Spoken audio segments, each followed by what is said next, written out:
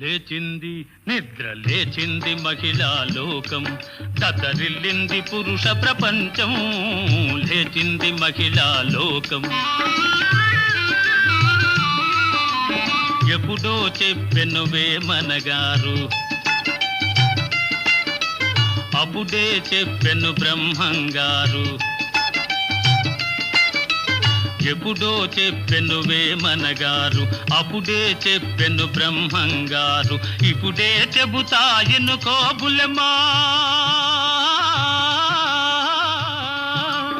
ఇప్పుడే చెబుతా ఎన్నుకో బుల్లెమ్మ. విసన్న చెప్పిన వేదం కూడా లేచింది, నిద్ర లేచింది మహిళా లోకం.